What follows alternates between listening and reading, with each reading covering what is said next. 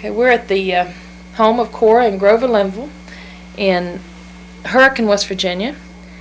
And Cory, can you tell me about your place in the family, what number you were, and how you got your name? Okay, I'm the 10th child. I'm between Nancy and Jim. Two of the worst ones in the family. I got my name from, I had two aunts on mom's side, one Cora, and a Cora on dad's side, and an Ellen on dad's side. So that's where my name came from. Okay, did you know either one of those aunts? Were they gone? I knew the aunt, I know Aunt Cora on mom's side, but I didn't know either of the aunts on dad's sisters. I didn't know them. Okay. Never had seen them before. Now, what must I say? Do you have any early childhood memories about Granny or Grandpa or growing up in a large family?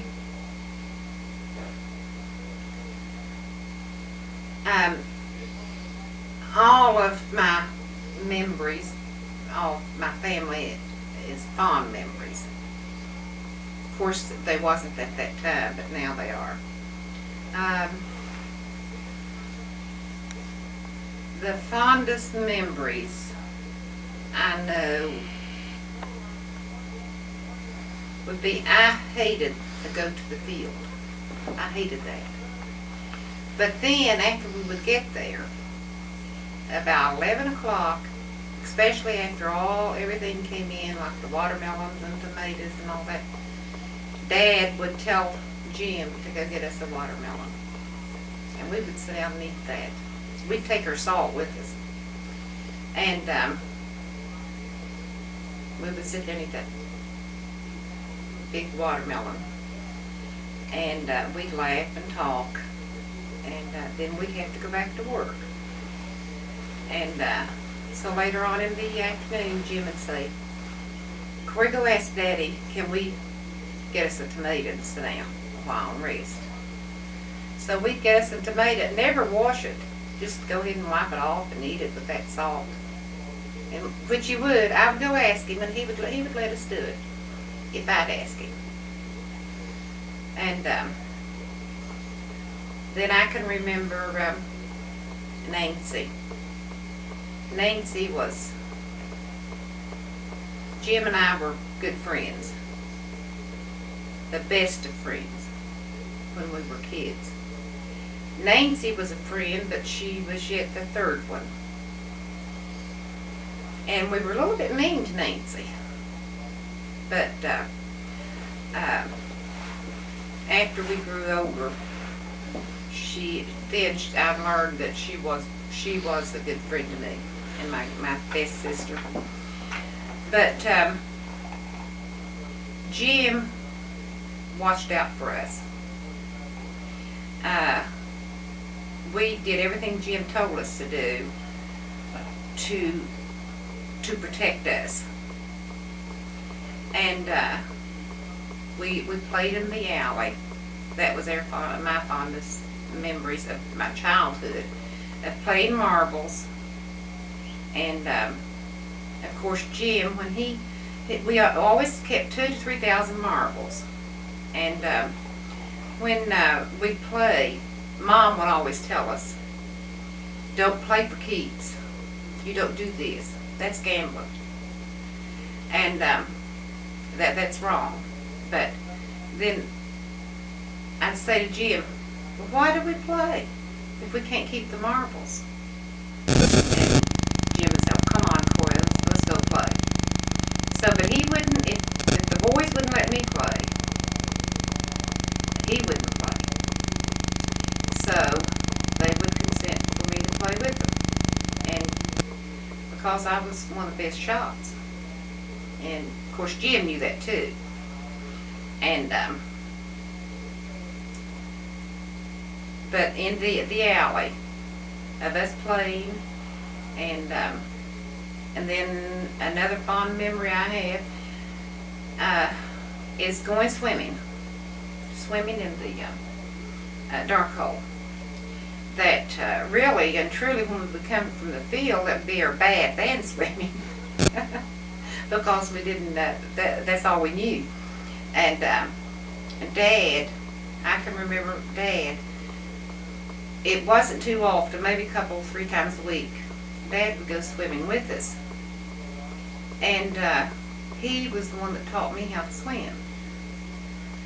Even though that he just had the one leg, he would go swimming in his BVDs, and there wasn't anything thought about it.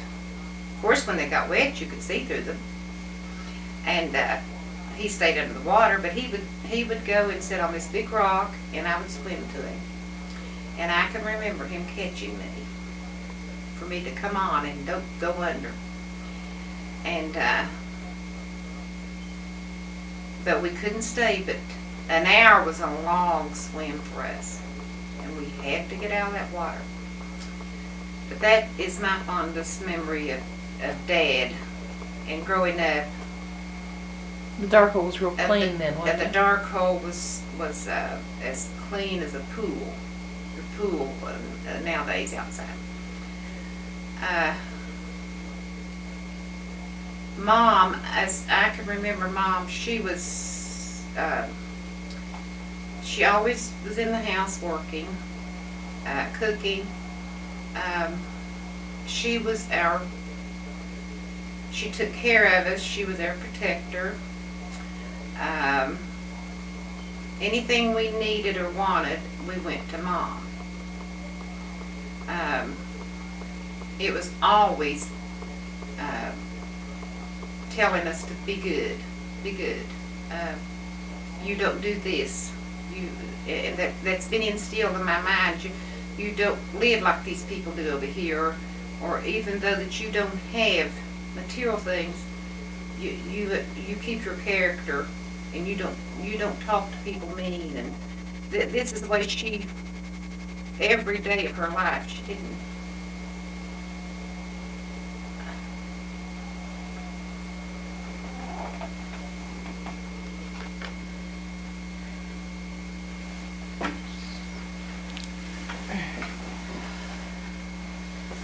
Something about Granny and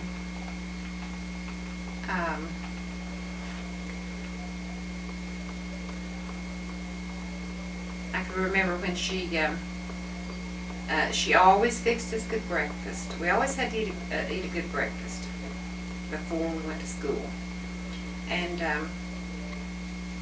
evidently I was hard to get up in the mornings. And I never will forget one time I went to school and Mom was rushing me. Jim had already got on the bus. And of course Jim was always a better student than me. He studied all the time and I didn't. But I got on the bus, and of course we just had 2 pair of panties to our name. Had to wash them out every night, every other night. And after I got on the bus, I felt air going up my dress and didn't have any panties on, and had to go back and get my panties on and missed the bus. So Mom had to get somebody to take me to school. But it was and then I can remember with Sis. Sis was more like a young mother to us. She seen to our needs. Mom had too much to do in the house, and Mom always kept her food and kept us fed, and worked in the kitchen all the time. And but Sis was more like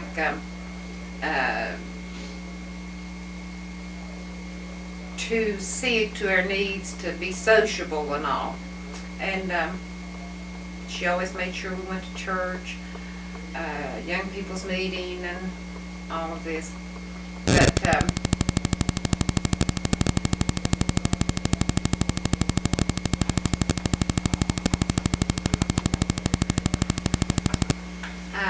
I can remember with Sis, She was always thinking of the rest of us. She never thought about herself. She might have had 3 outfits to wear, and she worked 5 days a week. But she over and over she wore those. She would. I never will forget this one time. I think it was about in the 10th grade, and we were having the school. Our class was having a hayride up and a cookout. So we were going to Main Hut Creek. Well, I didn't have anything like the other girls had, modern culottes and shorts and all. So I went home crying to Mom and telling her, and Mom said, "Now, Cory, you know that I can't buy it, so you just might as well be quiet about it." And so I just kept on hassling her and all, and Sis came in and said, "Cory, what is it you want?"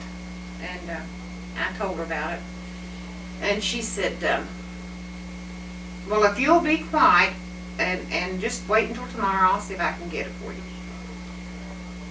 So the next evening, here she came in from work, and she had me the prettiest outfit. And I didn't think, it was like a mother would, I have to see to her.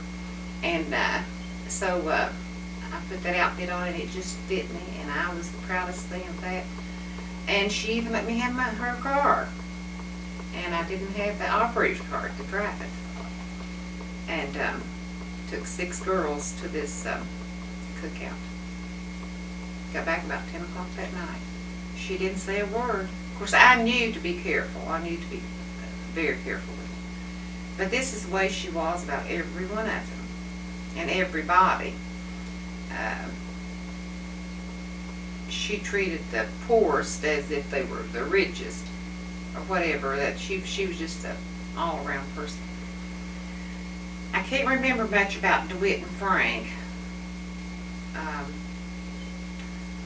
The only thing I can remember about DeWitt is that he got married. I can remember him bringing Alberta there, and the next thing I knew, there was a baby, and of course, it was Priscilla. And but I can remember Priscilla and David, Sanja. Of course, I used to babysit with them. And the next thing I can remember was Tommy. Mary Lou having Tommy. And I would sit and dream, that's my baby. I would take him every place I went. I'd get up in the night and give him his bottle. I wanted him to sleep in the room with me. And sometimes I'd wish that Mary Lou would just go on off and stay and just leave that baby with me. And of course, Tommy, that evenings when I'd come home from school, he'd be standing at the gate waiting on me. Dad had fixed a gate up to keep him off the road at our house.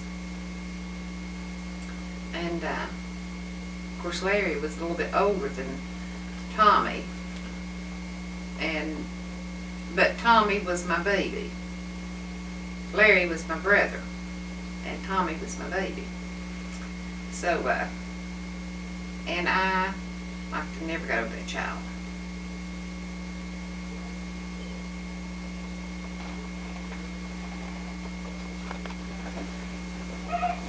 And of course, when after Tom left, then came Yvonne.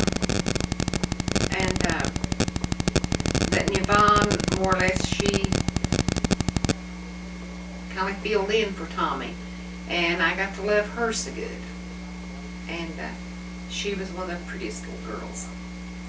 So then by that time, I was getting older.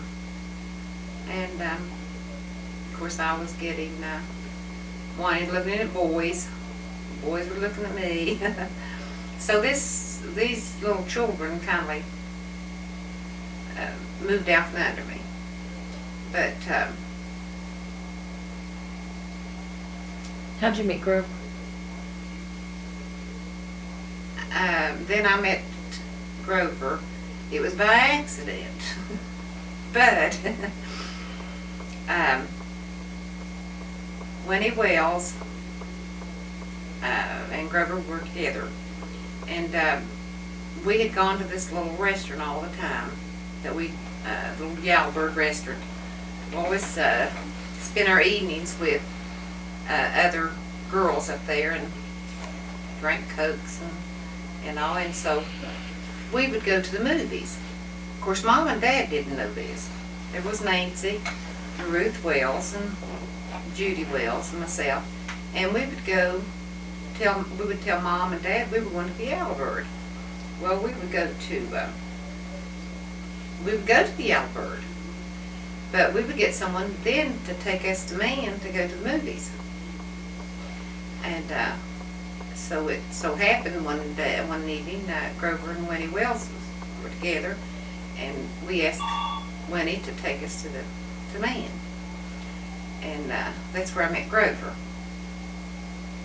And that started, he said he would come up the next night and pick me up.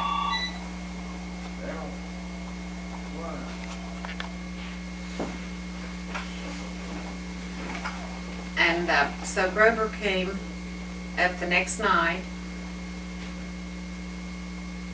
and I didn't want to go out with him, so I sent Margaret out and told him that I wasn't home, to tell him I wasn't home. So she did. And then the next night, here he came again, so I had to go out. And I told him to wait until the next night and I'd go out with him. Well, he came up about the third night, and he came to the gate and he blew his horn. Just keep going. So I went out and got in the car, and so that night he brought me back, and Dad was waiting for me. And Dad said, now, Cory said, the next time that boy comes here, he'd better come in the house and get you. He said, I don't want to hear a horn blowing at the gate. So I knew right then that I better tell Grover not to do that anymore. So the next night Grover came up, and I told him I told Grover that I couldn't come out unless he would come in and pick me up, get me. So when he came in, Dad was sitting there, and the first thing he noticed was Grover's shoes. He had a pair of penny loafers on. And Dad said, and Grover was scared to death. He said, son, where'd you get those shoes? And so Grover answered him with something I don't remember. But from then on, Grover came in the house. He never did blow his horn anymore. And he would bring me to the house, to the door, when we come back from dates. So I married Grover in January 1953. We had Kenneth October 1953. And then I had 3 other boys, Byron, Chris, and Steve. They've been my life. I have beautiful grandchildren. I have 11. I waited a long time for them, but I finally got them. The oldest one is Kristen, and when she was born, that was the most beautiful thing I'd ever seen in my life since Tommy was born. And of course she still is. And I have Byron has 5, Ken has 1 little boy, Chris has 2 girls, and Steve has 2 little boys. And I love them all so much. And I'm sure that Granny and Grandpa, if they were alive, they would be so proud of them.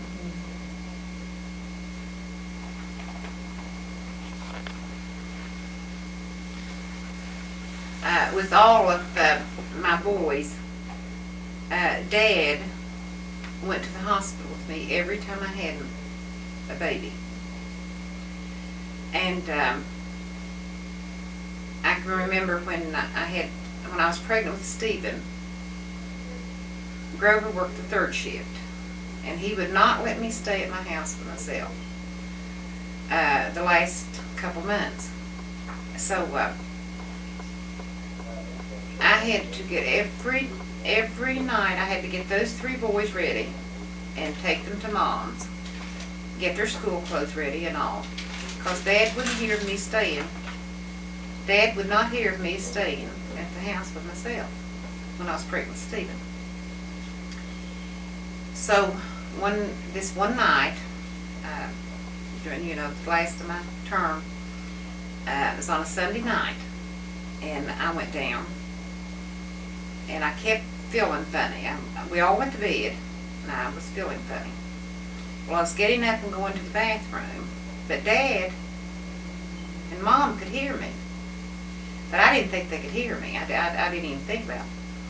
So every now and then Mom would come in, and it was as though Mom had never had a baby. She would come and she'd say, "Cory, are you all right?" And I'd say, "Well, yeah, Mom, I'm all right." And I said, in a few minutes, she'd come back in there and she'd say, "Cory, Dad's worried about you. Are you all right?" And I said, "Mom, I'm fine. I'm all right." So, but I knew I really wasn't. But I didn't want to tell them because both of them was worried about it. And so about 12:30, she got up and came in, and she said, "Now, Cory, Dad heard you up, and he wants to know if you're all right." And I said, "No, Mom, I believe I'm in labor." She said, "Oh, what must I do? What must I do?" And I said, "Well, Mom, I just have to go to the hospital. I've got to go over and get, I'll have to go over and get DeWitt to take me." Grover had already gone to work. She said, "Oh, honey, you can't go over there." She said, "Let me get my clothes on." So I said, "No, I can walk over there and get DeWitt up." So they stayed up nearly all night, and here the next morning, I didn't have Stephen, but the next day, Dad came down. He stayed all morning with me until I had that baby. Got 1 minute. Talk fast. Okay. So, how Byron got his name, Tumble, was that Dad came to the hospital with Grover to get me. And when I brought Byron home, he was so small. He weighed just a little over 6 pounds. And Dad was sitting on the couch, and he looked at Kenneth. Kenneth was 2 years old, and he said, "Ken, let's go get our baby." So I went in there and got him for him, brought him in, and he opened the blanket up and all of him. He said, "He looks like a little old tumbleweed." So that's where Byron got his name, Tumble.